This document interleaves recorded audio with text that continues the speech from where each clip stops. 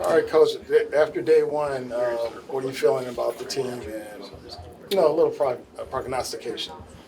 Well, listen, I thought we worked hard today, and really these first few days are to get summer hockey out of their system and introduce them to what they're about to face here for the next 7 months, no matter what level you're going to play at. So I thought it was a good day. I thought we came with the right intentions. I thought they worked hard, and it was a good first day.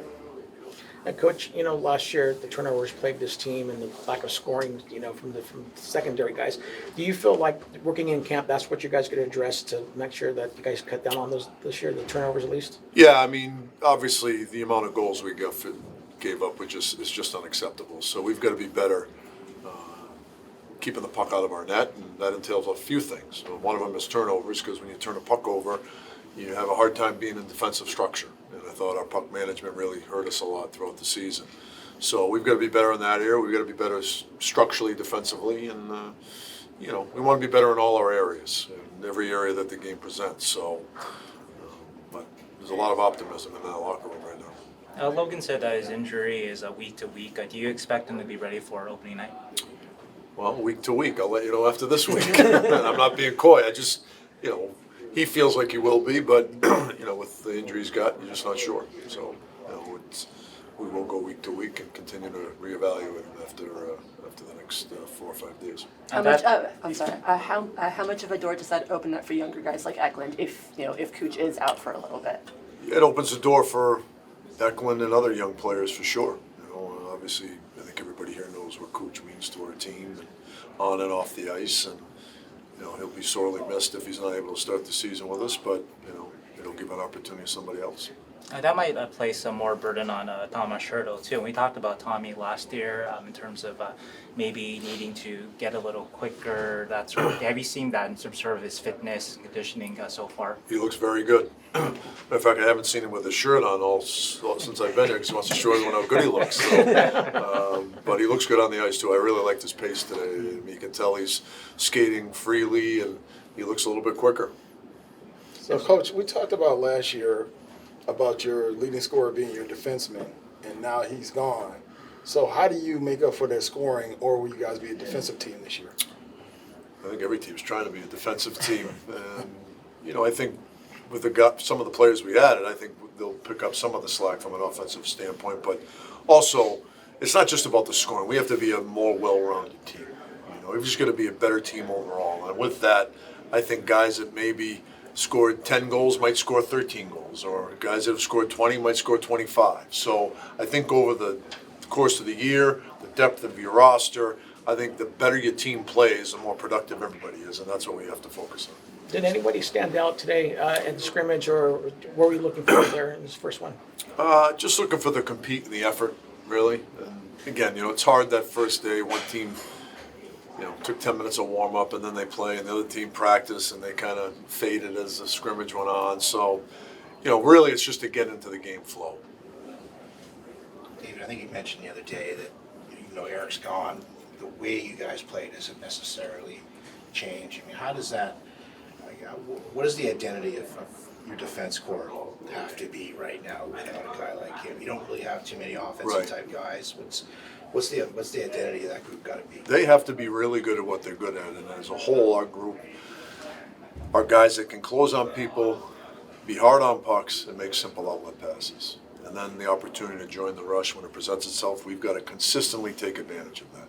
And there's a lot of ways defensemen can get involved offensively. It doesn't usually show up on the score sheet. When you're D or active and you get 5 guys involved in the offense, they draw coverage, which causes space and time for your forwards. So, our guys need to be involved offensively. They may not get the numbers that people will recognize or want them to have, but their involvement in the offense will give us more offense from our blue line, even though it may not show from a goal and assist standpoint.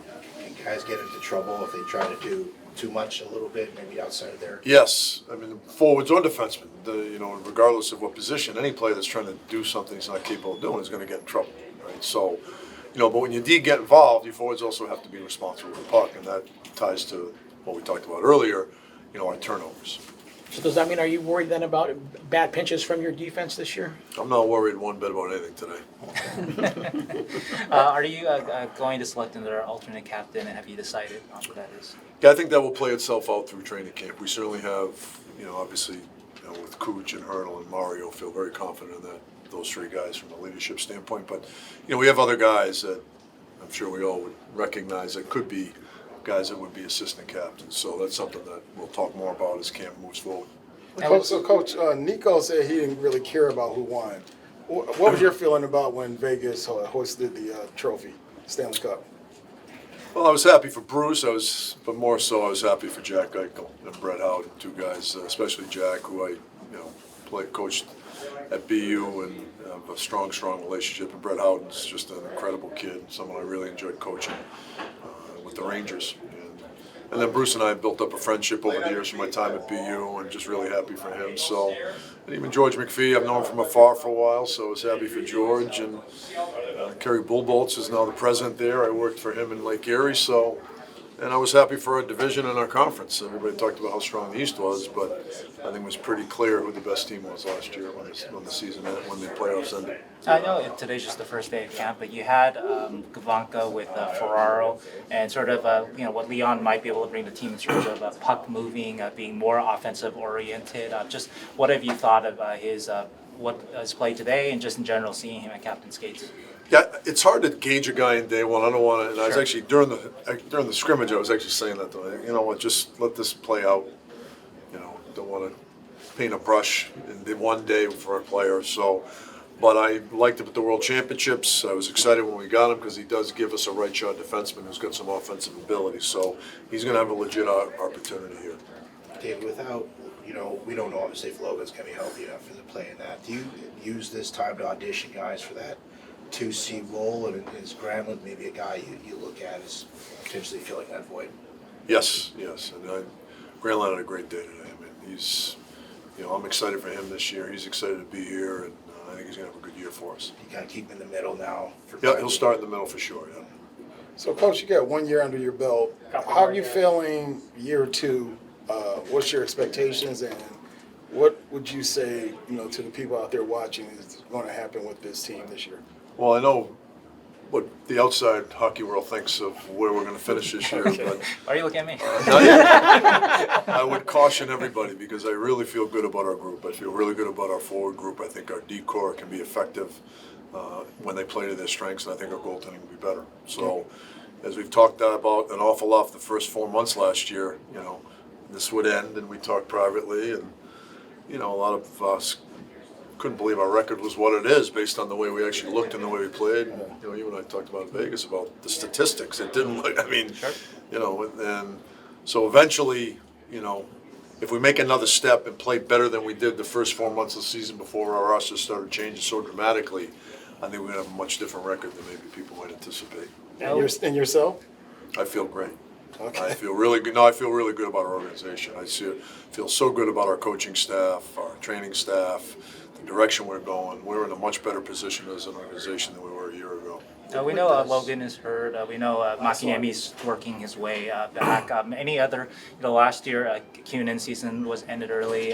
William too, but obviously William's a rookie face. Yeah. But any other sort of injury, does everybody look good, healthy, Yeah. 100%ish? Yes. Besides yes. those two. Everything else was day to day for anybody who wasn't out. Yeah, it was just, so we're in a good position. Ben, what does progress look like for this team? What do you measure success by? Well, two things I think about from our end of it, and I talked about this with our team last night, was commitment and respect. We need to be fully committed in every aspect that it takes to be a great hockey player and be a great team, and then earn respect night in and night out. And I think when you focus on that, the wins and losses follow. And to me, that's how I'm going to judge our season. And again, we want to win hockey games, make no mistake about it. But regardless of where you are as an organization, you've got to come every day, earn respect from your teammates, and then when you're playing a hockey game, you're earning respect from your opponents. And one of two things are going to happen day in and day out. You're either going to gain a little bit of respect, or you're going to lose a little bit of respect. We're looking to gain respect day in and day out here.